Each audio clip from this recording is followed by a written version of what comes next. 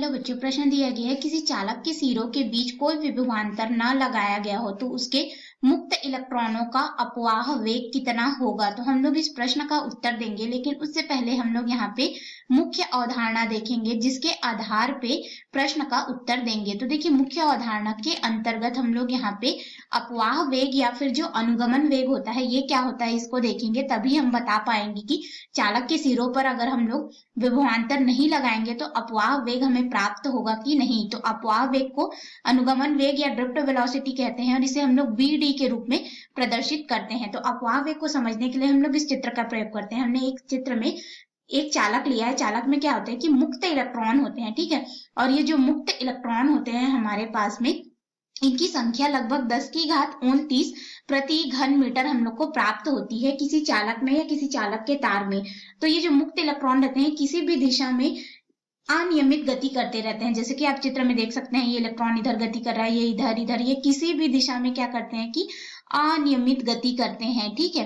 अनियमित गति जो है करते हैं। लेकिन जैसे ही हम लोग यहाँ पे विद्युत क्षेत्र लगा देते हैं, विद्युत क्षेत्र कहने का मतलब इस चालक के सिरों पर विभवांतर, जैसे कि हमने यहाँ पे बैटरी का धन सिरा और यहाँ पे बैटरी का ऋण सिरा लगा दिया, तो यहाँ पे विद्युत क्षेत्र जो है E उत्पन्न हो जाएगा। और यह विद्युत क्षेत्र के कारण क्या होगा कि ये जो इलेक्ट्रॉन है इस ऋण आवेश वाले सिरे से प्रतिकर्षित होकर के धन आवेश वाले सिरे की ओर एक नियत औसत वेग से गति करेंगे। वही क्या हो जाएगा, अनुगमन वेग vd होगा, ठीक है। तो जो अनुगमन वेग होता है वह किसके प्रभाव में होता है, विद्युत क्षेत्र के प्रभाव में होता है, ठीक है। तो विद्युत क्षेत्र के प्रभाव E में क्या होगा कि जो मुक्त इलेक्ट्रॉन होंगे वह नियमित गति करेंगे, यानी कि नियत औसत वेग से ये लोग गति करेंगे, नियमित गति करेंगे। उसे ही हम लोग क्या कहेंगे, अनुगमन वेग vd कहेंगे। लेकिन यह विद्युत क्षेत्र के प्रभाव में होगा और विद्युत क्षेत्र हमें तभी प्राप्त होगा जब उस चालक की सिरों पर हम लोग विभवांतर लगाएंगे और उसे हम लोग vd के रूप में प्रदर्शित करेंगे, उस नियत औसत वेग को या उस नियमित गति को।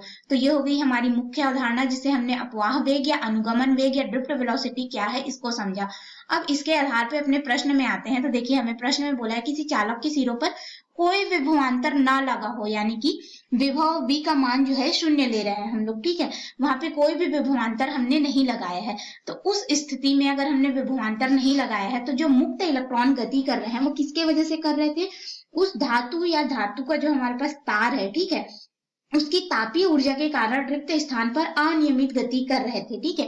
और यह अनियमित गति कर रहे थे तो इनका जो नियत औसत वेग होगा उस समय, ठीक है, इसे हम लोग यहाँ पे v h के रूप में दर्शा देते हैं। तापीय गति है यानी कि हीट की वजह से उसमें गति हो रहा है। तो जो नियत औसत वेग यानी कि एवरेज वेलोसिटी जो लेंगे वो 0 हो जाएगा, जिसकी वजह से उसमें कोई भी विद्युत धारा प्रवाहित नहीं होगी। क्यों, क्योंकि देखिए ये जो इलेक्ट्रॉन होते हैं वो कभी इस दिशा में गति कर रहे हैं, कभी इस दिशा में, कभी इस दिशा में, कभी इस दिशा में, ठीक है।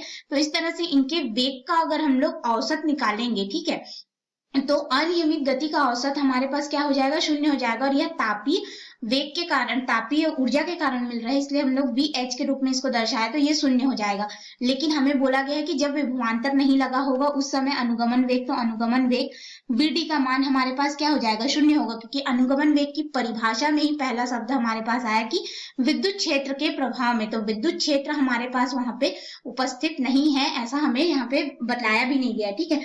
तो विद्युत क्षेत्र कब आया हमारा, जब हम लोग उस पर विभवांतर लगा, विभवांतर ही नहीं लगा रहे हैं तो स्वयं में उसमें कोई विद्युत क्षेत्र नहीं होने के कारण उसका जो नियत औसत वेग होगा वह 0 हो जाएगा। और वह नियत औसत वेग को अगर हम लोग अनुगमन वेग से तुलना करें तो यहाँ पे विद्युत क्षेत्र तो है नहीं, जिस वजह से उसका जो अपवाह वेग या अनुगमन वेग होगा वो क्या हो जाएगा, 0 होगा। तो आशा है आपको इस प्रश्न का उत्तर समझ में आया होगा। धन्यवाद।